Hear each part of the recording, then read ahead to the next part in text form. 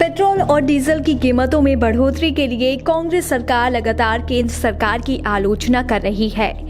Congress party ने आम लोगों को राहत देने के लिए मोदी सरकार से अपने कार्यकाल में हुई इस उत्पाद शुल्क की बढ़ोतरी को जल्द से जल्द वापस लेने की मांग की है। कांग्रेस के पूर्व अध्यक्ष राहुल गांधी ने ईंधन की कीमतों में बढ़ोतरी के लिए केंद्र सरकार पर हमला बोलते हुए ट्वीट किया और कहा कि आम लोग वैसे ही महंगाई से काफी त्रस्त हैं, जबकि मोदी सरकार सिर्फ और सिर्फ अपने टैक्स संग्रह में लगी हुई है।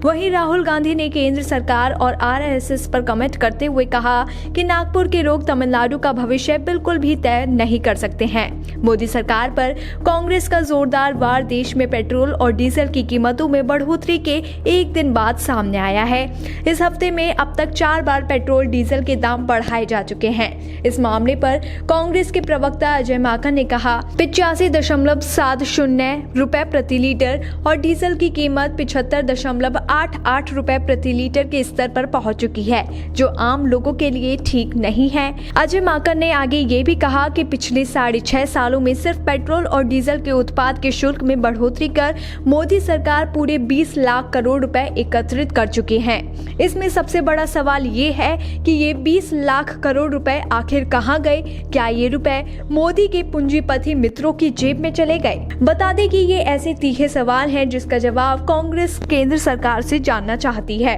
इससे पहले भाजपा के नेतृत्व वाली केंद्र सरकार और राष्ट्रीय स्वयंसेवक संघ पर कमेंट करते हुए कांग्रेस नेता राहुल गांधी ने कहा कि नागपुर के लोग तमिलनाडु का भविष्य तय नहीं कर सकते हैं। राहुल हाल ही में तमिलनाडु में कई सारे कार्यक्रमों में शामिल हुए और इस दौरान उन्होंने कहा कि कांग्रेस प्रधानमंत्री नरेंद्र मोदी को देश की बुनियाद को हिलाने की इजाजत नहीं देती है। राहुल गांधी ने आगे ये भी कहा, अगर देश के मजदूर, किसान और बुनकर मजबूत होंगे और उन्हें मौका दिया जाएगा तो चीन की भारत में घुसने की बिल्कुल भी हिम्मत नहीं होगी। चीन जान गया है कि भारत की अर्थव्यवस्था बहुत कमजोर है और हमारी सरकार हर काम 5-6 बड़े कारोबारियों को मजबूत करने के लिए ही कर रही है। चीनी सैनिकों ने भारतीय जमीन पर कब्जा कर रखा है और प्रधानमंत्री नरेंद्र मोदी में पड़ोसी देश का नाम लेने तक का साहस नहीं है। आपको बता दें कि कांग्रेस नेता राहुल गांधी ने तमिलनाडु को आर्थिक बदहाली के लिए केंद्र सरकार की आर्थिक नीतियों की जमकर और खुलकर आलोचना की है।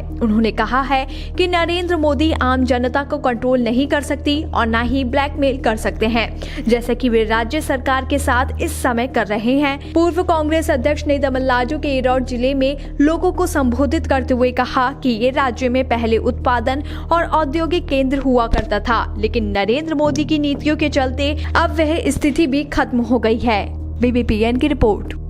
ताज़ा खबरों के लिए बने रहिए BBPN नेटवर्क के साथ, क्योंकि यहाँ आपको खबरें मिलेंगी नए भारत की। हमारे साथ बने रहने के लिए हमारे चैनल को सब्सक्राइब करें और शेयर करना बिल्कुल ना भूलें।